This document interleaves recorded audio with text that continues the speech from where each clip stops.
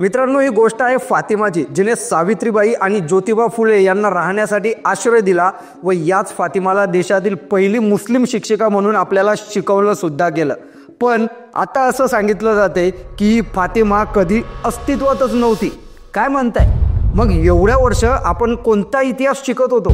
असं सुद्धा सांगितलं जातंय की ही फातिमा मुस्लिम असल्यामुळे तिचं कर्तृत्व दाबलं जातंय, नाकारलं जातंय, तिला टार्गेट केलं जातंय।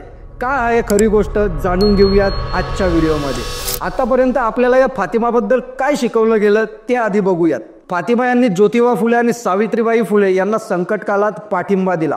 काही कट्टरवाद्यांना त्यांची महिला शिक्षणाची मोहीम आवडली नाही आणि त्यामुळे फुले दाम्पत्यांना घराबाहेर काढण्यात आलं। यावेळी फातिमाने या दोघांना केवळ राहण्यासाठी जागा दिली नाही, तर पुण्यात मुलींच्या शिक्षणासाठी शाळा उघडण्यासाठी सुद्धा जागा उपलब्ध करून दिली। त्या काळात शूद्रांना शिक्षणाचा अधिकार नव्हता। अशा प्रतिकूल परिस्थितीतही फातिमा केवळ शाळेतच शिकवत नव्हत्या, तर घरोघरी जाऊन मुलींना शिक्षणाचे महत्त्व पटवून देत होत्या। या कार्यामुळे त्यांना समाजातील काही घटकांचा रोष सुद्धा सहन करावा लागला। यासोबतच सावित्रीबाई फुले यांच्या 5ही शाळांमध्ये त्यांनी शिक्षणाचा प्रसार केला। त्यांनी कधीही मुलांमध्ये धर्मजातीचा भेदभाव केला नाही, उलट प्रत्येक धर्माच्या मुलांना आपुलकीने शिकवलं। यांच्या या सर्व एकत्रित प्रयत्नांना म्हणजे सावित्रीबाई फुले, ज्योतिबा फुले आणि फातिमा यांच्या या प्रयत्नांना सत्यशोधक समाजाची एक ओळख मिळाली। आता फातिमाच्या जन्माबद्दल काय सांगितलं जातं की हिचा जन्म आहे 9 जानेवारी 1831चा, तो पण पुण्यात झालेला।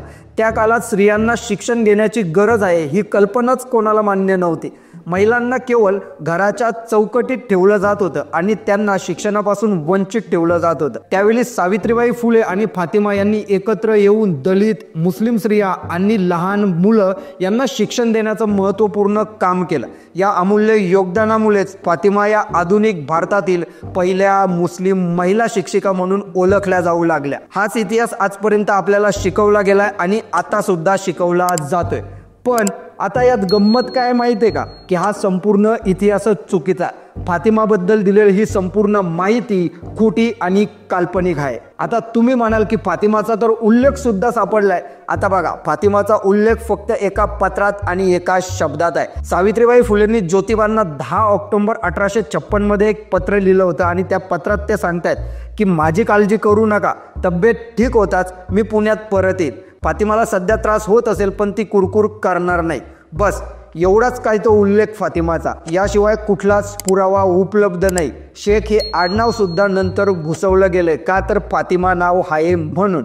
फक्त फातिमा हा शब्द दिसला म्हणून अख्खाच्या अख्खा इतिहासच लिहिला गेला आणि तो आपल्याला पद्धतशीर शिकवला सुद्धा गेला। ज्याने इतिहास लिहिला ते दीपक मंडल यांनीच पुढे येऊन खुलासा केला की फातिमा नावाचं हे संपूर्ण पात्र त्यांनी जाणून बुजून घुसवलं इतिहासामध्ये। आता विचार करा की शिक्षण हा कोणत्याही देशाचा एक पाया असतो आणि हा पाया जर अशा खोट्या आणि काल्पनिक कथांवरती रचला गेला असेल तर आपल्या देशासाठी ते किती धोकादायक ठरू शकतं। एका बाजूला आपल्या देशात पावलोपावली ज्वलंत असा खरा आणि पुरावे सहित लिहिलेला इतिहास मिळेल, पण तिथे असे खोटे पात्र उभे करून शिकवण्याची गरज का पडली असावी याचा एक भारतीय म्हणून आपण विचार करायला हवा। आणि एक भारतीय म्हणून मी सुद्धा अशाच विषयांवरती नवनवीन व्हिडिओ घेऊन येत राहील।